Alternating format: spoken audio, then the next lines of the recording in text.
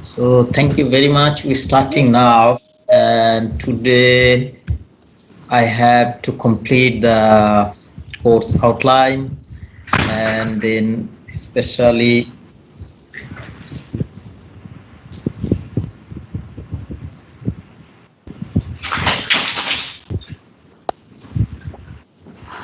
I'll talk about the assignment in details, both one and two, and then I will probably start the chapter one.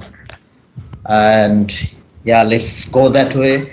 If you can see the course outline on the screen where it starts with the assignment report, can you see that? Please let me know.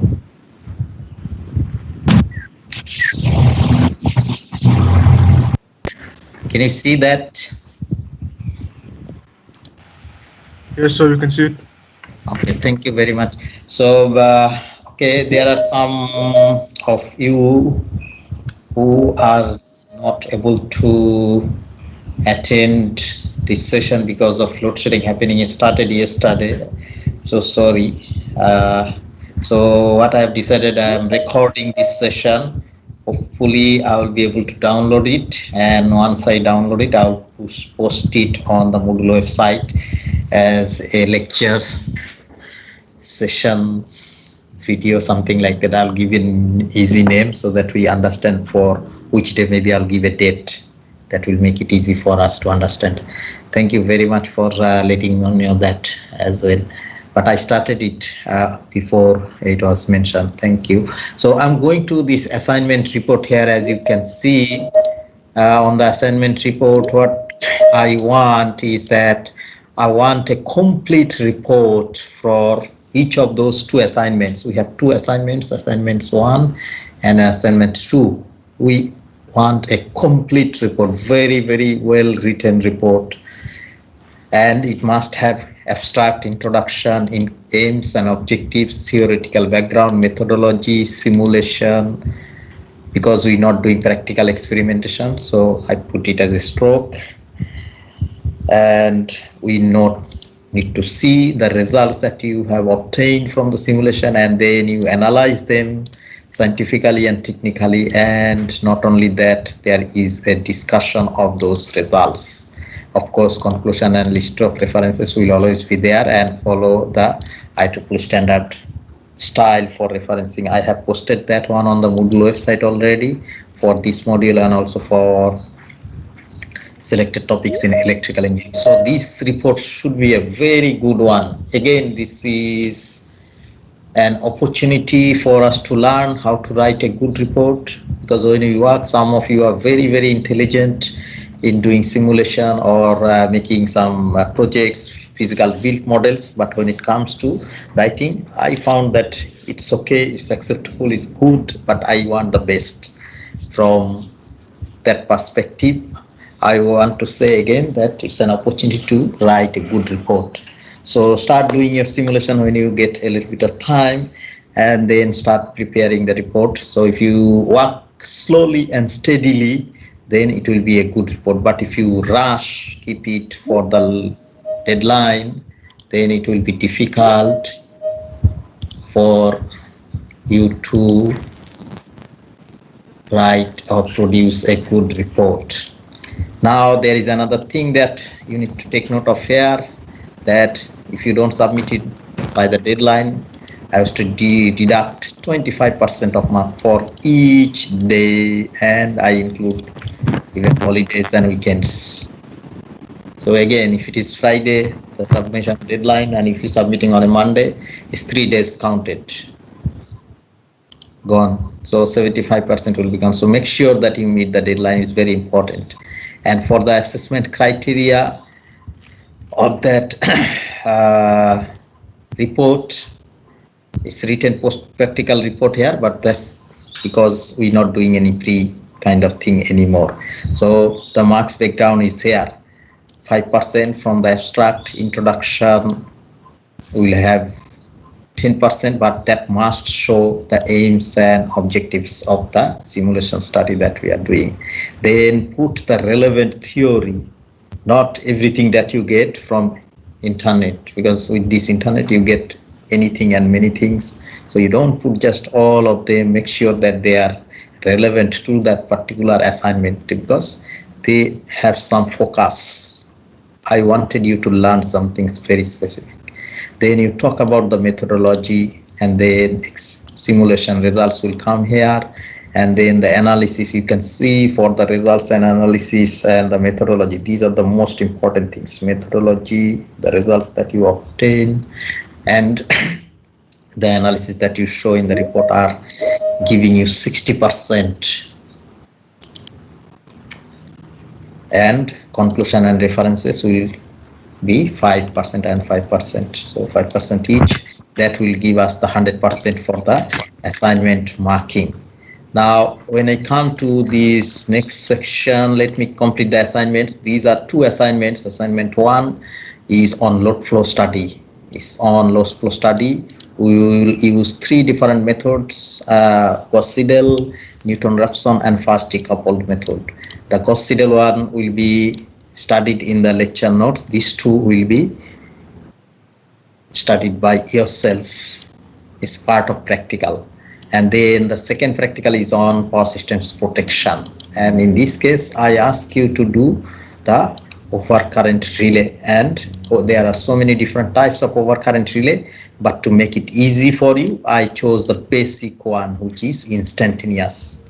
No overcurrent relay or no relay can be simpler than any instantaneous one. So that's the basic one, simple, or the simplest one. I'll talk about these two assignments later on. So you will use MATLAB or other simulation software, but for me, I think it will be better if you use MATLAB, and you will be using MATLAB for selected topics. So you will be learning a lot on MATLAB, and you will become a master. That will help you in future as well.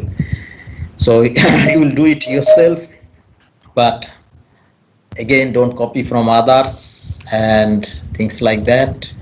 But if you need any assistance, email me, or you can also ask me to meet you on Zoom or Teams. I will try to tell you what to do or how to do, or to answer your questions. But another thing,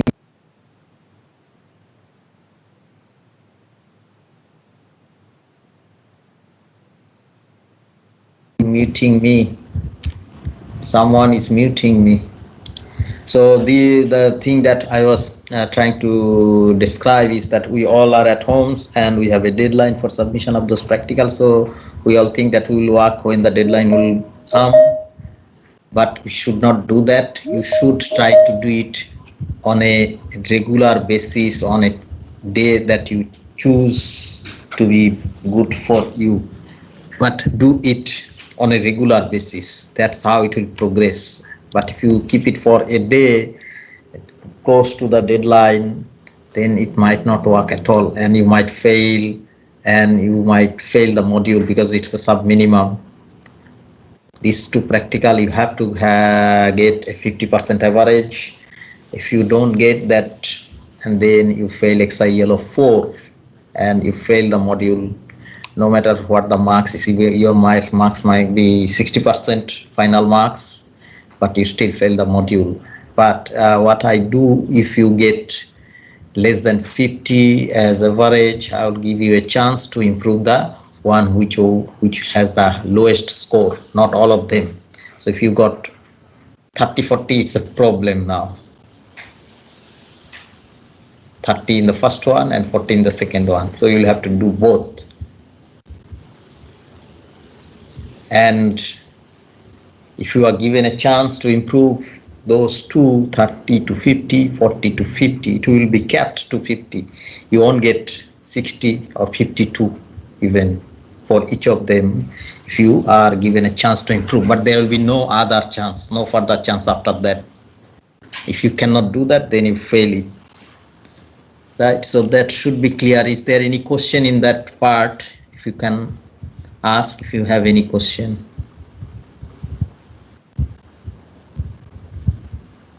Okay, you understand that part? Okay, thank you.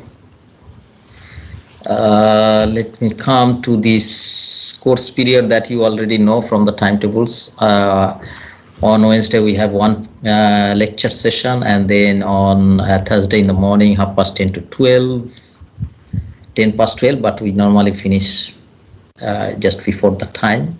If we need a break, we will give you a break. Sometimes it's very difficult these days to sit on a chair. Sahil, you have a question?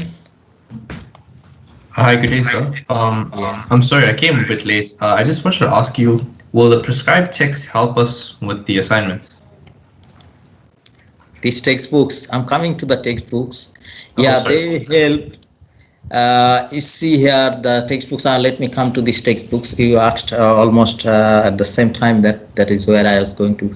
These are the textbooks that I used, actually 10 or 12, I can't remember the exact number, when I prepared these notes for this power system. So it was in 2012. So I took 10, 12 books and some other journal papers and some questions from India and all those things. So you can't read those 10, 12 books. I cannot ask you to read those 10, 12 books for 8 credit module. So what I did, I put these two names, Glover and Sharma and Wadwa, these two books will help you to learn something more if you have some questions or if you want to advance more in power systems. But if you look at this power systems one notes, something will come from there because of fault analysis. But the lecture notes that I put there are actually from those 10, 12 books. But again, just to remind, I have not answered your question yet. If you look at the notes, you will be able to pass this module if you study them well.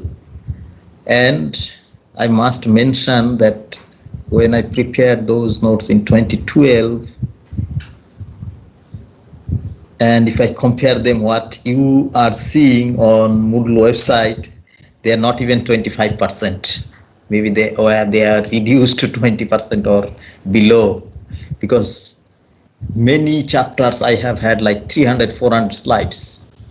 They are really rich in terms of content, but later on I found that it's impossible for a student to study that much of content. It becomes like 24 credit or 32 credit module, so it's reduced. So that's in terms of the content. But if you want to learn, if anyone wants to learn more on each of those chapters, on each of those slides, there are a lot of more information that I deleted.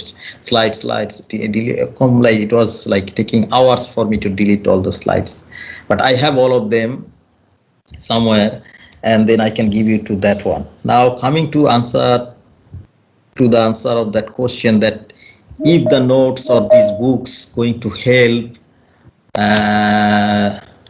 in the assignment or not, they will help you partially, not 100%. Why partially? Let's say we have this first one, load flow analysis. Now load flow analysis, we need to understand the theories first, and then we can go to the methodologies that we use for doing the load flow study. And the methodologies that I mentioned here, there are 3: Gauss-Seidel, Newton-Raphson, and fast decouple methods. And these methods are highly iterative methods, so we cannot do it manually. We'll do some small power system using Gauss-Seidel method for tutorial in the main section of the module. But when we go for practical, these days we are lucky that we have a software like MATLAB or other softwares that we use in power systems. We can use those software applications to do other methodologies, Newton-Raphson and fast decoupled methods. So these two methods you will have to learn from the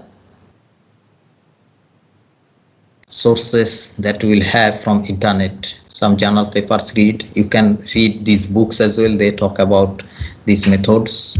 So you can read them. This will be coming from these books or any other book that is relevant. So it helps, the lecture notes and the books partially helps, but not completely. Again, when it comes to simulation, the books doesn't show so much simulation. Glover and Sharma has shown some examples of simulation, but they use another software. I'm forgetting the name of that software.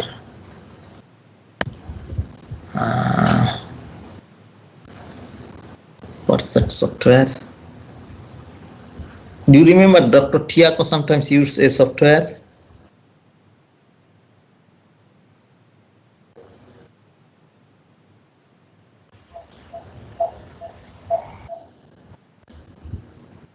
Did he use a software related to power systems in third year? Normally he uses that software. So is it PSCAD? No, not PSCAD. Dr. Tiako doesn't use PSCAD much.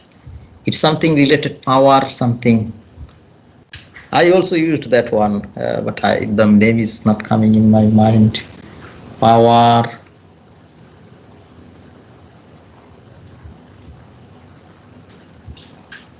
Let me check my folder. I might get the name. It's good to know the name.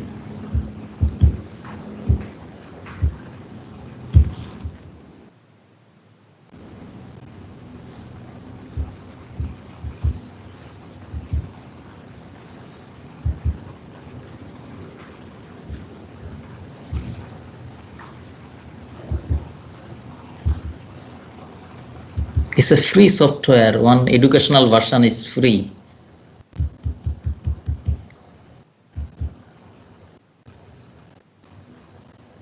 So the Glover and Sharma uses that software. That is a very good software as well.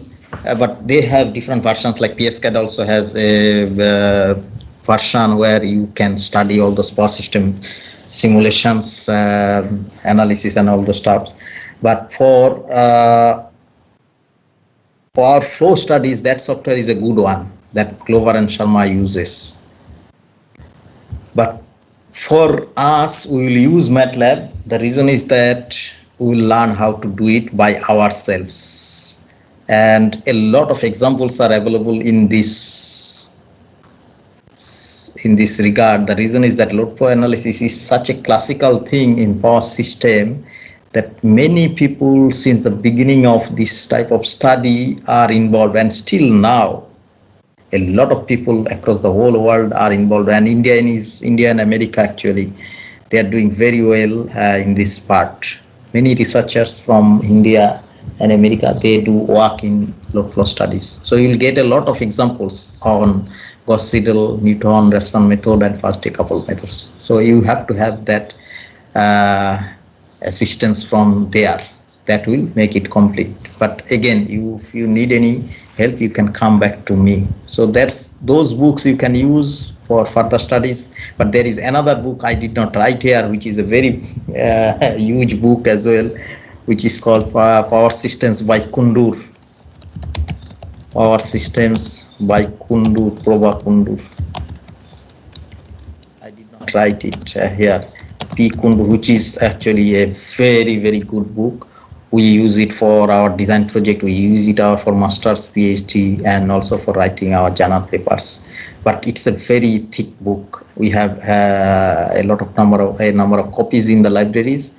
But you also can possibly get it on the internet, a PDF copy. Possibly somebody has uploaded. Just can check it. Power systems, controls, and things like that. The title is, but it's written by Prabha Kundur. It has 600, 700, no, not 600, 700. I think it's more than that. It's a very thick book. So you use those and you will be able to complete the assignment. But again, anything you need regarding the assignment, you will always communicate to me. The test dates I have told you about that yesterday, 8th of April and 3rd of June. Everything is on the website at the moment, and there will be a makeup test on 4th of June. You must let me know if you have a medical certificate. a valid one, and then I will set up a different question paper. It won't be any question from test 1 and test 2. It will be a completely different set of papers, and we must know before, because we have to set that different paper.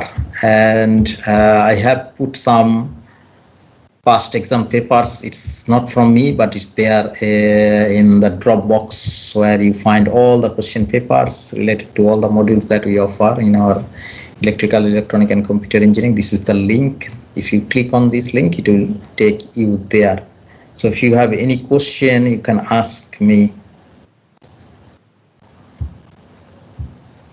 If you don't have, then let me go to this learning website.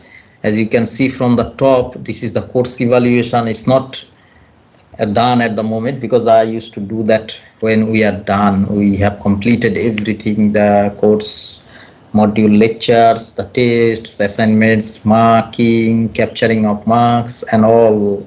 Then I will request you one day to an email, and you will just take few minutes of time to give your opinion, concern, comment, suggestion, things like that. But remember that all of those should help to improve this module, to help you to understand better.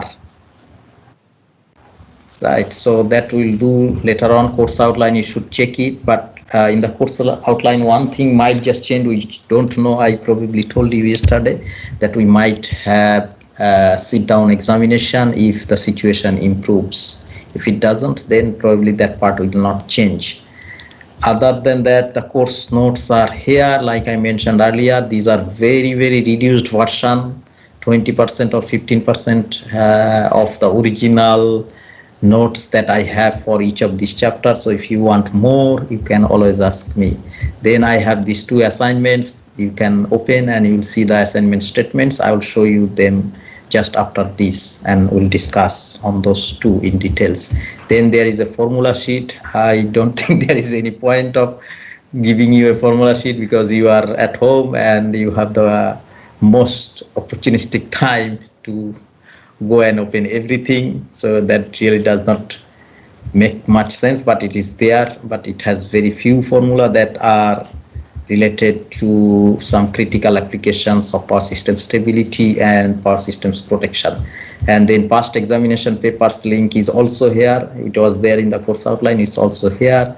I put some examples of past test papers from the years 2019 and 2020 for two tests. Normally we run two tests, so test 1 and test 2 for each of those 2 years. You can just go there, spend a few minutes to understand what type of questions are asked, how you would be answering them. Then there is something called module IXA ELO assessment. It's related to the practical, which is ELO 4.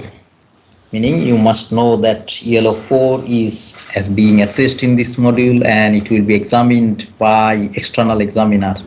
Not only me. I will do the initial marking, then all the scripts that you will submit for your two assignments, that will go to the external examiner. That is why it's important to submit by the deadline, because I will choose a date when it is suitable to send it to the external examiner, because if you miss that deadline, then your examination will not be complete, meaning you missed the deadline, you failed the module. So by that time you will know that you already failed the module. So that's why it's very important to meet those deadlines that I was mentioning earlier. And then tutorial, I'll do the tutorial here online using PowerPoint or some other. Last year I was using PowerPoint also. I used that Moodle, a big blue button, but this year I did not try. The reason was that they were saying Adobe Flash Player is now not available after December 2020, so I did not go and try that one, if it is still available or not. But we will be still fine. I will use PowerPoint slides to write, and I think there is no problem about that. But once we complete the tutorial, I will upload them one by one as we progress. I have already prepared them, and will come across them after completion of each and every chapter. And then the assignment submissions are here, so you can see assignment 1 submission. I think you should be able to see this. Can you see this thing? Can you let me know that it's available until 1 April 11:55 p.m. Can you see this writing on your side on Moodle, not on the screen? Yes, you can see it, sir. Yes, sir. Yes, sir. That's good. So you should just open this Moodle website so that it will also remind you about the dates and timing. 11:55. It doesn't allow us to make it 12:00. I wanted to make it 12:00, but 12:00 means sorry, 24:00. It doesn't allow. It's this 11:55 p.m. comes from 23:55. It doesn't allow us to make it 24:00. I wanted to make it 24:00, but that 5 minutes is okay. It's midnight, so you finish before 12 midnight and you can go to sleep. So submit them timely, and then when it comes with the test, everything is ready. Test and test submission, meaning the test question paper and the test submission will be here. So test 1 question paper will be here. It will be available during that test time, 10:30 to 12. I give you 10 minutes extra time to submit. So test 1 will be completed by 12 noon. So you get 10 minutes time to scan and submit that script. So it's the same thing for test 2 as well. 10:30 to 12 up there, and you get 10 minutes extra. It's on 3rd of June. And then I have posted the IEEE reference style guide. So you just look at the style guide for IEEE reference. Is very good one, and it has a clearly defined what type of style we should use for a journal paper, what type of style we should use for a conference paper. If it is a book, what style we use. If it is a data sheet, we can use what style. And if it is something unpublished, sometimes we write something and then put it on internet, but it was not published officially. Publication means either it was published as a book or as a conference paper or a letter. We call sometimes something as a letter as well. Sometimes we call some of them as communication, magazine. So IEEE reference guide has all examples. So you must follow those while you writing your IEEE, while you writing your reference list. And these days you use the automatic referencing style. With automatic referencing style, one big problem is that it doesn't do the formatting properly. So you might find that you have the names of the authors and then the title of the paper is in all capital. The other one, some are in capital, some are in lowercase. So it's a mix, meaning there is no consistency. Consistency is very important. So when you're saying that there is a style and style guide, meaning we need to be consistent with that style that we are using and in this case is the IEEE reference style guide. Is that clear with what we have seen on the Moodle website for you? If there is any question, you can ask.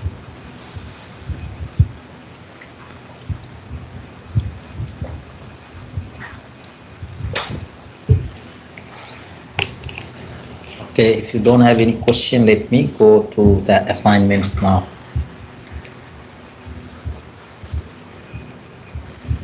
So this is the assignment 1 statement. As you can see, what it says is the same title copied and pasted. Load flow analysis using Gauss-Seidel, Newton-Raphson, and fast decoupled methods. So you will use 3 different methods. So what is the focus or purpose or aim of this assignment 1 is that we have to understand and demonstrate the theoretical aspects of load flow study.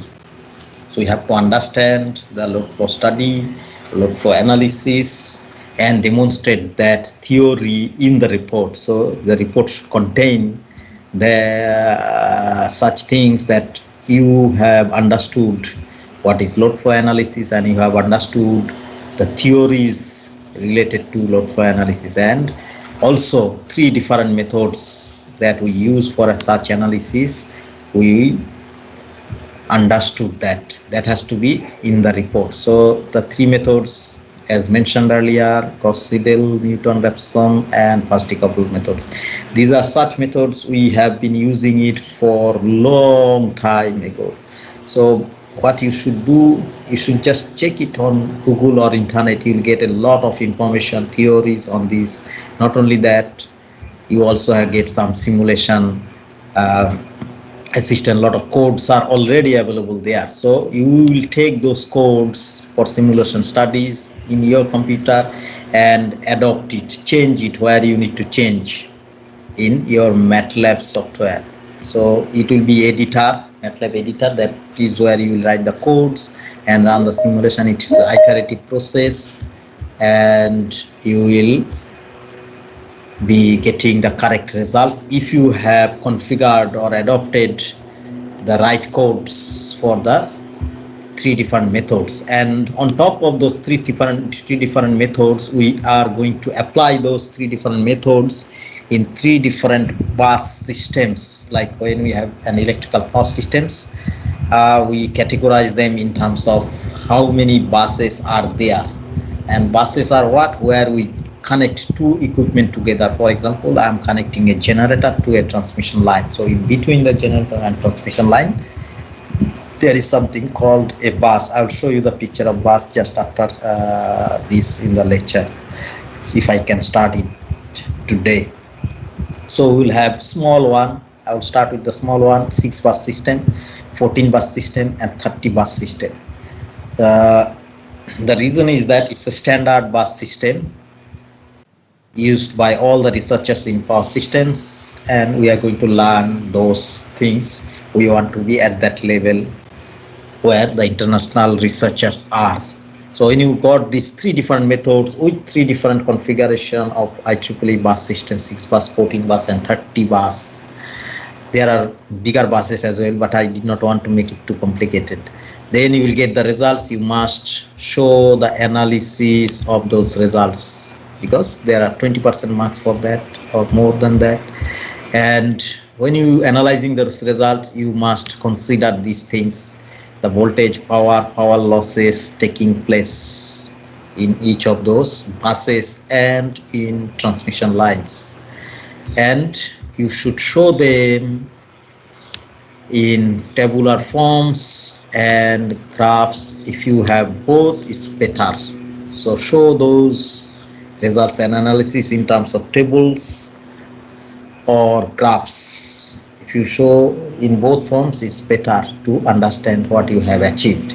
But what is common mistake here, what the students do, what they get as results on the MATLAB command window, they just copy and paste that into Word file, which is the report, which means that is not a good approach, meaning we just lazy. We just copying and pasting what we're getting from the MATLAB command window into the Word file to prepare our report. So what we should do, we should prepare a real table, like Microsoft Office has a table. You go here, you go insert menu, and you know it, that table you can insert. You can tell how many rows and how many columns should be there. You can insert that, right? So you should use that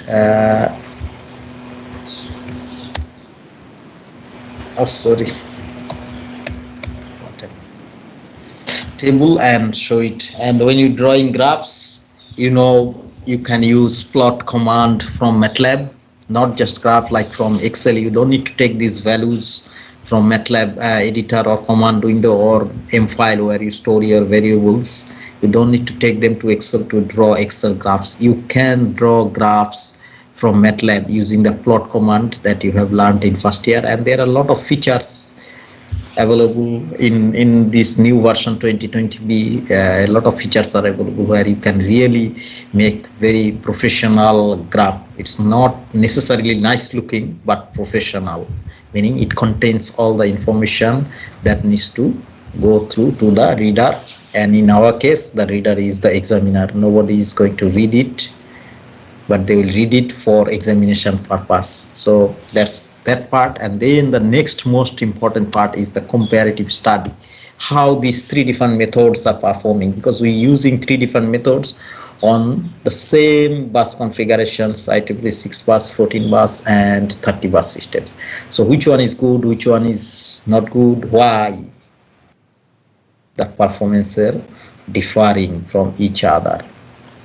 And when you're doing that performance analysis, and then you must show a comprehensive analysis that will tell us that you really have understood the theory of load flow analysis, you have understood those three different methods, you know how those three different configurations of IEEE bus systems are, and you saw the results and you analyze them, and really you are now master of this load flow analysis, at least using these three different methods for three different configurations. And just to let you know, once again, a lot of codes are already available on internet. You don't really have to work very hard. If you spend 15 minutes, you will get your codes, I can tell you. You will have to just adopt it to make it to these three different configurations of IEEE buses. Is that clear now?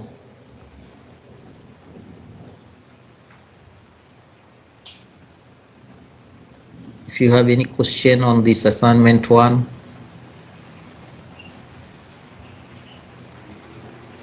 Don't have. So thank you very much. Let me go to assignment 2. Assignment 2 is a bit different one. It's on protection. So what I did, I gave a little more explanation here, because for this one nothing much is really available on internet, so I wanted to help you in this regard. So what's the title of this assignment? It's a power system protection based tutorial or assignment. What we do, we are making an instantaneous overcurrent relay, meaning we will make an instantaneous overcurrent relay using a software. In this case, I would say use MATLAB, because that's easy and you have the software or the access to the software. So what is the task? The task is to understand the theoretical aspects of overcurrent relay. First, we will understand that part. That will be covered, like load flow study will be covered in the theoretical lecture sessions. I will talk about that maybe today. And I will also talk about this overcurrent relay, protection, all those stuffs in theories. So that part will be covered, you will understand. And then we want to do the simulation study for this assignment here. So what I did, I give an example. You can use this one. If you use this one, it will reduce the time that you will need to do the assignment. But you can use another configuration. I don't have any problem, as long as you can demonstrate that, or that simulation demonstrate that power system protection for overcurrent instantaneous relays is demonstrated and the results are correct, authentic results, not just some false results. These days we come across many false results, manipulated results. We don't want to see that. So what I did in this case, I took a three-phase source, which is, let's say, operating at a higher voltage level. Maybe you can say 33 kV, 66 kV or 132 kV. And then we want to measure the voltage and current here from this source. So we put a voltage current measurement block to measure those voltages and currents, and it's a three-phase source, so the voltage current measurements will be three-phase voltage current measurements, voltage for phase A, B, C, currents for phase A, B, C as well. And then we have a circuit breaker, meaning whenever we have a power system equipment or appliance, we must have a switch. Everything we connect to our power system, we must have a switch, so that we can not only switch on and off them for the time duration when you want to use them or not use them, but also for protection. If a fault occurs in that part of the power system, we can isolate them. Once we isolate them, they are safe. We might not be able to use them, but those appliances and equipment will be safe. But if we don't have a switch, then they are left for those dangerous conditions and to be damaged in no time. So after that, what I did, I took a three-phase 2-winding transformer to step down the voltage to another level from that voltage level that was there in that source. Like if it was 132, you can step it down to another, let's say 66, or it can be 33 or 11 kV. You can choose. I don't have any problem with that as well. Then again, we are measuring the voltage and current for all the three phases here, just to compare when I have voltage currents at a higher level and the voltage and currents here after I have stepped down to another level. So these measurements are very important. This will ensure that this transformation here is taking place and our measurements are correct. It's very important to verify that. So when you're doing simulation, you must make sure that you do that part correctly and be satisfied. Then I put a three-phase series RLC load here. This is just because the MATLAB Simulink doesn't allow you to go straight away to the load. This is the actual load connected to this power system, small power system. So it's a very small, simplest form of three-phase RLC load. You have to connect it, otherwise the simulation will not run. It will prompt you to connect such things. So that is what is connected here. Then, because this is a transformer, we want to protect, like I mentioned earlier. So we have another circuit breaker here. So after that circuit breaker, I measure the current here, because now this circuit breaker is connected to a line from which it's noisy. Let me just close these things a little. So sorry.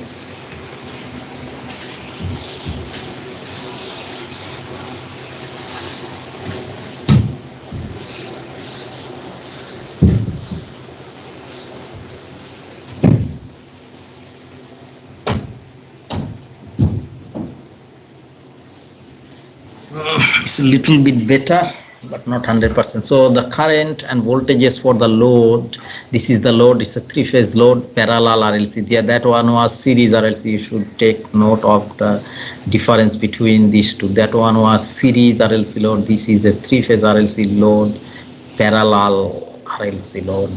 This is the load that we are connecting to the power system. And before the load, we have to have a switch, which is a three-phase circuit breaker, and that switch is controlled by this. Each of those circuit breakers can be controlled by this control signal. So in this case, there is a steps input signal. In that case, it's a constant input signal, meaning one is going as a communication signal to the circuit breaker for keeping it on all the time, but one is not here. So what is happening, it's going to go to 1 from 0 at certain point of time. If you double click on this step signal on MATLAB Simulink, it will tell you, you can write down there from what time to what time you want it, from 0 to 1 and so on. So by that you can actually control the circuit breaker to switch on and off this load. So that's that part. So you will initially prepare this circuit for the power network. I have shown it, so you'll have to prepare as it is shown, but the voltage levels can change, the load values, meaning the R and L, its C is capacitance is not there, resistive inductive load is there, so you can change that to your choice or for the value that it works for, but it should make sense. All the voltage, current, power measurement must make sense. The next step will be the guidance is here.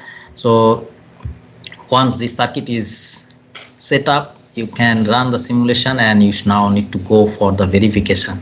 So I took, for example, 132 kV 50 Hertz system. You might take something different, and must remember that you might need to adjust some parameters here, because it's not only the voltage and the frequency of the source is involved in the simulation process, the impedances are also there. Then you do the three-phase measurement, three-phase breaker, three-phase transformer, three-phase series RLC load. You then go for the three-phase measurement again, then go for the three-phase breaker connecting to the three-phase parallel RLC load. When you are done with that, then you measure these voltages at the source, after the transformer, at the load side, and make sure that all the calculations now make sense. If you have connected a load here, for example, if you know the MVA loading here of this load, then you should know how much current should flow here, which you are going to measure using this VI measurement unit. If that amount of current flows here, it should be the same current here because there is nothing in between. If that current is flowing here, how much should be the current here going back to the source? So if you do all these measurements and verify them, then you will know that your circuit is perfectly set up. Don't go to the next step until or unless you are satisfied with all these measurements and doing this transformation calculation up until the source from the load, and also do the calculation for perfector. You don't choose R and L values such that perfector goes to 0.55. That does not make sense. Choose R and L values such that it makes sense. So when you're choosing the R and L values, it will finally be turned into some MVA capacity from kilowatt or kilovar. It will come to kVA. Make sure that kVA is also measured, kVA is measured, and those kVA measurements are not shown here, so you'll have to do the calculation. You know how to do the kVA calculation or MVA calculation. Make sure that the kVA being consumed here and kVA being supplied from here makes sense. There will be some losses here because of resistance and impedances, so make sure those things are correct. So that's that part. When you are done with that, what you need to do next step, you add another load here, like a load is connected through a three-phase circuit breaker together with the control signal to a parallel three-phase RLC load. Connect another one with the same thing, and then you can switch on that second one after a certain duration. Then you must observe the simulation. Then what will happen? Now the second load is connected, then the current being supplied from here, this is the source current measurement, should increase. If the current increases here, the same reflection should come here, and then the transformed current will be reflected here as well. And also look at the voltage. Is the voltage going down because you're connecting more and more load? Also do the kVA measurement, because you have now second load, you are increasing the MVA or kVA load being supplied by this source. Then you can connect a third load or increase the MVA or kVA load of this one of these such that it reaches a certain value that you want. So what you need to do here, that is the most important part here. The second step is that you will have to do for the instantaneous relay. Now when we measuring this current here, if we connect the second load, then the current will increase, and we measuring the current. Let's say I'm going to get 120 ampere here. So from that 120 ampere, we cannot connect that 120 ampere for our protection system. The reason is that for protection system we use relays, and those relays are actually standard relays across the whole world. When you come across the standard relays in the whole world, they work at two different levels of current. One is 1 ampere, the other one is 5 ampere.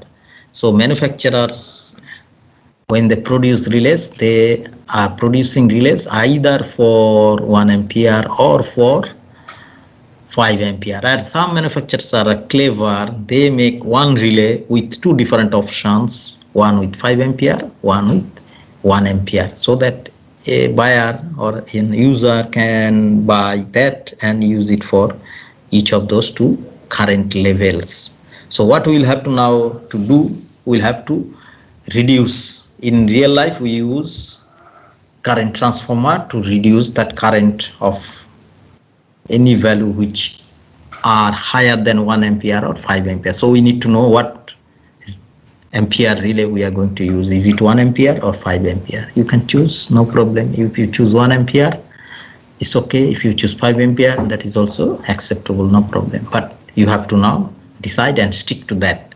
So if you are choosing, for example, 5 ampere, make sure that you reduce that 120 ampere current being measured here to a value below 5 ampere, so that under normal operating condition, the relay does not see that rated value of current of 5 ampere, meaning it's operating at normal condition. There will be no need of protection or operation. But we will discuss about that later on in details when I come to the protection. That's the second one, because I will discuss that in the second chapter.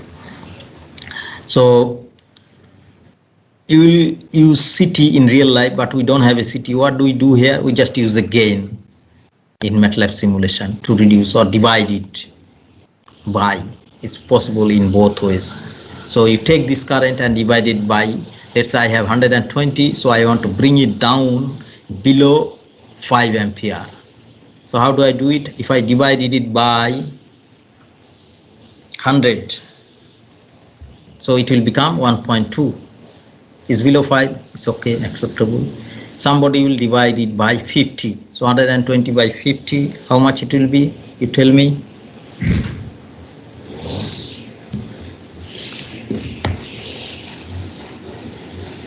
Tell me how much it will be, 120 over 50.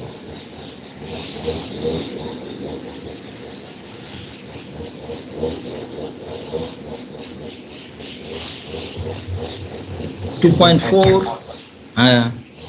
So 2.4 is also below 5, which is also acceptable. Somebody might divide it by 60, so it will become 2, which is also acceptable. But what value do we choose? Which is the correct one, wisest one? Yeah, it makes sense. So what you need to do, you need to study or download a document that is available on internet on current transformer standard ratios, standard current transformer ratios, because it is to be done by the current transformer, which we are replacing by just a gain or a divide by. So if you go to those documents where they show the standard current transformer ratios, they have ratios, so you will find that you can choose one or two from there. That is the best one you need to do. Don't just say, okay, it's fine, I divided by 60, it's 2, below 5, it meets the requirement, it satisfies everything. But that's not good enough. You need to download the standard current transformer ratio and being it below 5, then it will be much more technical. So when you do that, then that current will go to the instantaneous relay, and the relay will see the current below 5 ampere and will not do anything. So what will happen? We will increase the load. Again, we will connect another load using RLC parallel load, using a circuit breaker, using a control signal associated with that circuit breaker. And once we switch that third one, after a certain delay, we'll see the current will go up, and you make the load such that the current will go up and above 5 ampere. Now the relay must act. So the condition is that if the current is below 5 ampere, nothing happens. If the current goes above 5 ampere, then a signal will come here from that relay to switch it off. That's the breaker signal. So the breaker signal is going to be generated by the instantaneous overcurrent relay that will tell this breaker to be switched off. Under normal operating condition, the instantaneous relay will give a signal of 1, like this one, so that this breaker remains on, and this breaker you are controlling by this trip signal. So if you adding loads here, what will happen? Then the current will increase, and if the current increases such that it's now above 5 ampere, that instantaneous relay is going to generate a signal that will be greater than 1 or 1. Actually it should be 1 and 0, it's binary signal. But if you are doing analog, then it will be more than 1 or greater than 1, but you can limit it to 1 to make it 1 and 0, but it has to be literally binary. So that signal 0 will come here and switch it off. Once it is switched off, this must go off. It cannot be coming on its own, because what happens, interesting thing happens here, which is supposed to be noticed by you as well while you're doing simulation. Once you put more and more loads, current will increase. There is a question or something? Okay. So if you are adding more and more load here, the current will go above that 5 ampere and then a zero signal will come to this one. Once a zero signal comes here, then what will happen? Things will become off. These loads will be switched off because of this breaker.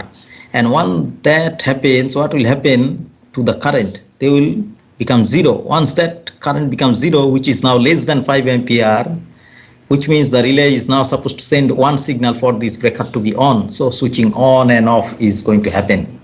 But you must stop that by the use of control blocks. So that is the part of the relay. Meaning in electrical system, we make a foolproof system. Once a fault occurs, if a switch goes to off condition or open condition, somebody needs to go there and check the faulty part of the system, make sure that they are restored, no danger is persisting, then only we can make this one on.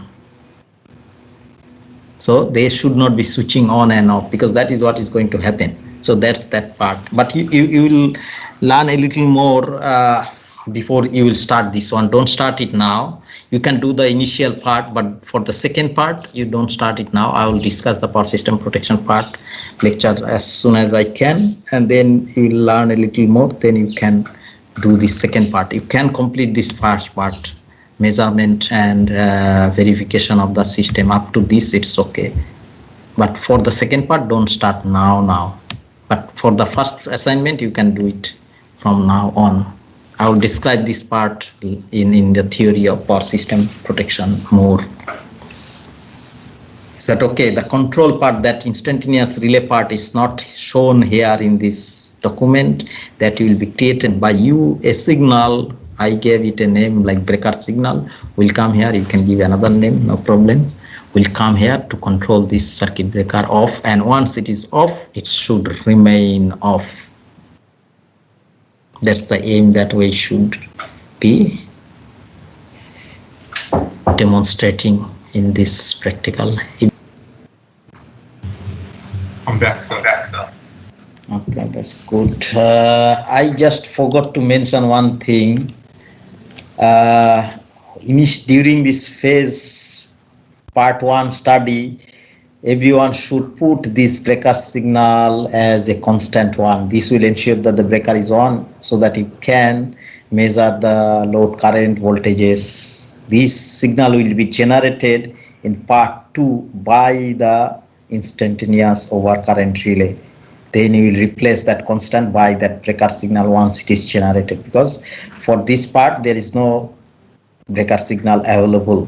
So what you do, you put a constant that will make the breaker on all the time. You can switch on your load from time to time with this step signal. Once the second part is done separately using controls, then that will give a signal. You can give it a name that will be back from there into this communication signal to keep the breaker on, and when the relay sees an overcurrent condition, then it will switch it off and it should remain in off condition. I forgot to mention that one, otherwise you might think that where it is coming from. It has to be generated by the overcurrent instantaneous relay. This is the signal that the relay will generate. Will generate a signal from 1 to 0. The relay will generate a signal from 1 to 0. Under normal operating condition, the relay will give you 1. That 1 will ensure that the circuit breaker is on. Once it goes to 0, 0 will come here, it will be off. Okay, thank you very much. Let me go to this chapter starting. Can you see the slide, PowerPoint slide now? I switched from my MS Word to PowerPoint.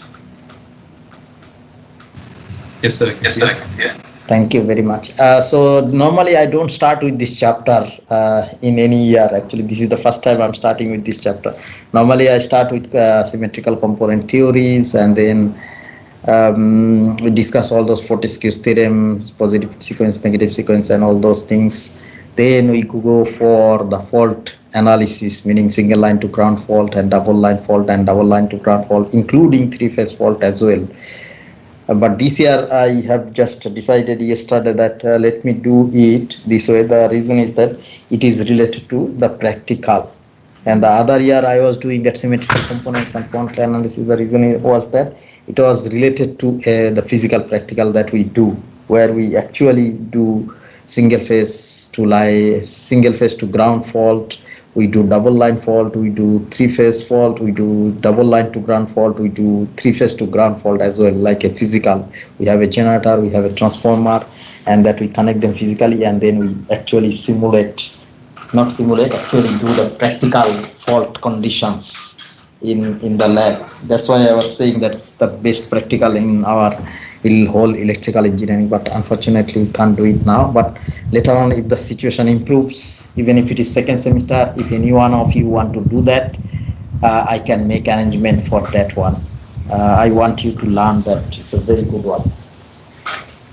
So let me start with this chapter, the load flow studies, and the reason I'm starting it is that I mentioned that is related to the first assignment. So when we have our power system, it's becoming larger and larger every day, almost everywhere in the world. Somewhere you might find that they are adding some generation capacity to it, either putting a generator, new generator, doesn't matter whether it's small or big. We're putting new transmission line, we're putting new distribution systems, and so on. Consumers are applying for new connections for their households so that they can utilize electricity and their life can become better.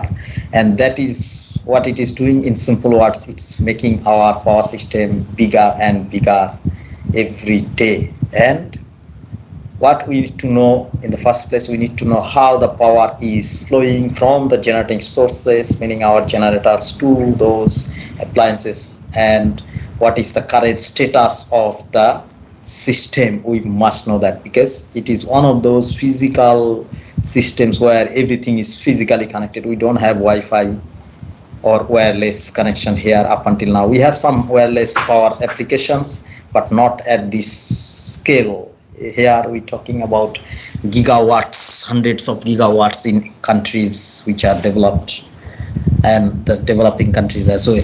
But the smaller ones, they still have gigawatts as well, small countries.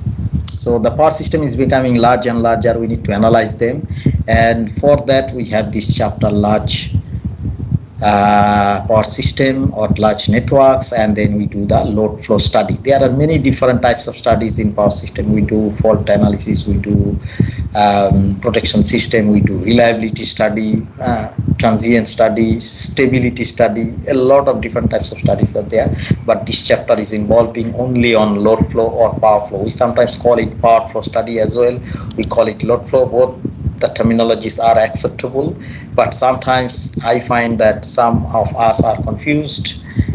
Should we call it load flow? Should we call it power flow? Which one is appropriate? I found a comment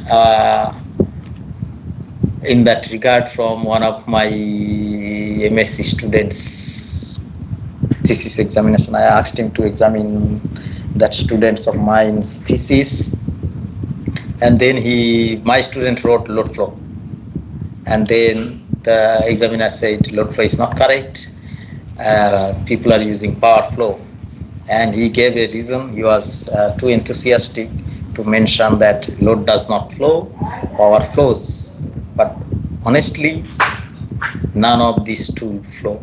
Neither load flows nor power flows. Actually what flows is the energy. So what actually we're studying is the energy flow from generating stores, generating stations to those appliances where actual power consumption is taking place or energy is being utilized, both active and reactive power. So actually energy flows, but we call it a load flow study or a power flow study. We are okay with that because all the researchers in the international level, they have accepted, all the organizations who actually approves these types of terminology, they have accepted it. So there is no problem with load flow or power flow studies. So this is the outline, like I mentioned earlier, that I reduced all the chapters to very, very small one to may fit it to an 8 credit module. That's the minimum one I need to talk about. So the first one, I'll give you an introduction Then how do we do the network model formulation? There is something that will come from the previous modules like Kirchhoff's current law, how we apply them to a configuration where we have a number of generators connected to number of buses, to number of transmission lines and loads as well.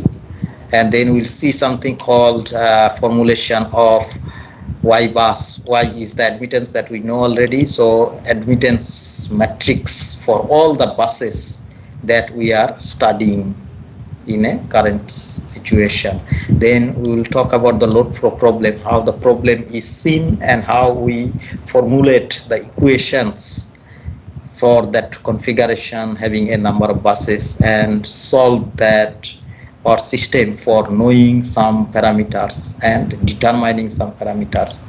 And then we will go for various buses. When we have a power system, we have a lot of buses and we also categorize them or classify them. What are the different types of buses and how do we define them, why do we define them in that manner, and what are the parameters known, what are the parameters unknown, and so on.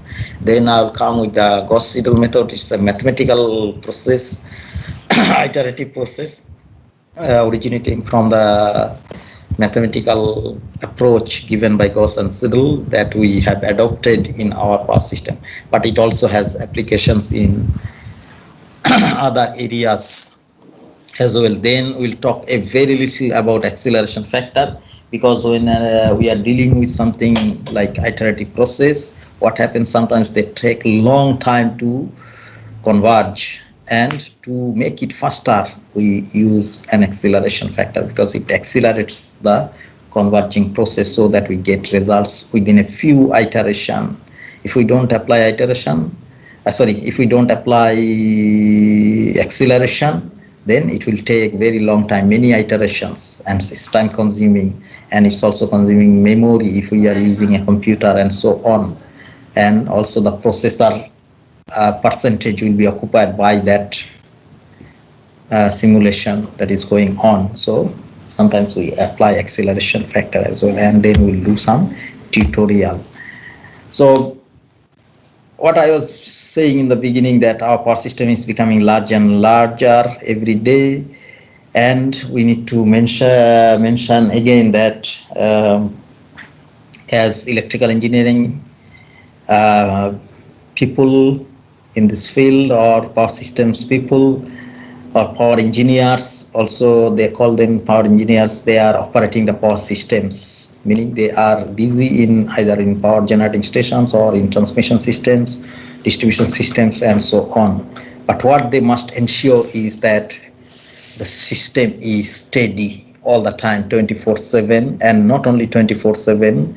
When we are in electrical engineering, we know that we work in cycles. Actually, we look into it in terms of cycle, and cycle comes from where the frequency, like we have 50 Hz in South Africa or in India or in other countries. So for 50 Hz we have a cycle of 20 millisecond, meaning actually we look at those millisecond, what has happened within that cycle.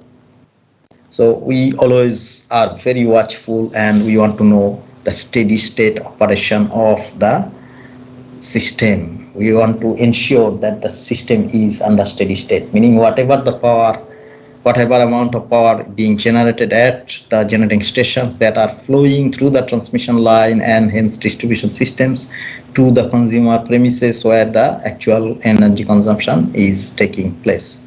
The steady state operation is related, and because of that steady state operation is an operational feature of the power system where we study load flow. There are other aspects, like I mentioned, reliability.